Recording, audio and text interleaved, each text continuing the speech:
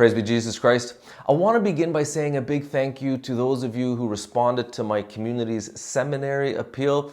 I noticed that hundreds of people made a donation in response to the video I made the other day, and I'm so grateful. Thank you so much. As I was looking at all the people who made a donation, I thought to myself, oh, I definitely want to have a drink in heaven with each one of those people. And so again, a big thank you on behalf of my community. Today is Holy Saturday.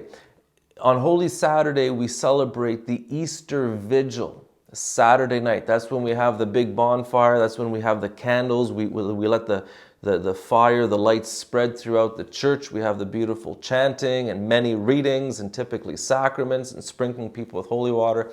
It's a beautiful liturgy. I'd be very interested in knowing how many of you have been to an Easter Vigil or are planning on going to the Easter Vigil tonight. Now, I have to admit, kind of the restless, impatient part of me thinks, well, it's a really long liturgy.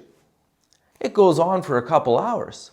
And then the anxious part of me, especially as the presider, thinks, and it's so complicated. There are so many details that it's hard to keep track of them all. But I guess the more deep part of me recognizes, oh, but it's such a sublime liturgy.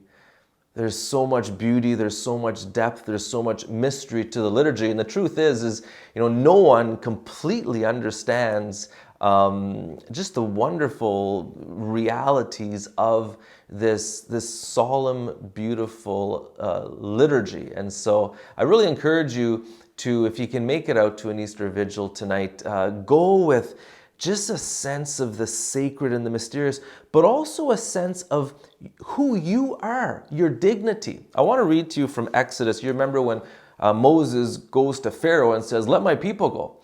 And it's interesting. So this is what Moses said to Pharaoh. "Thus says the Lord, the God of Israel, let my people go, that they may hold a feast for me in the wilderness." God wanted his people to have a feast in the wilderness. And Pharaoh's response is, you would give them rest from their labors? In other words, Pharaoh's saying, you guys are just being lazy. And that's kind of the worldly view of people who worship the God who made them. Oh, what a waste of time. And you see, Pharaoh, he saw God's chosen people, the Hebrew people, just as a bunch of slaves. Only thing they were good for is making bricks. He didn't recognize their dignity as children of God. And part of what shows our dignity, a sign of our dignity, is the fact that we do have feasts.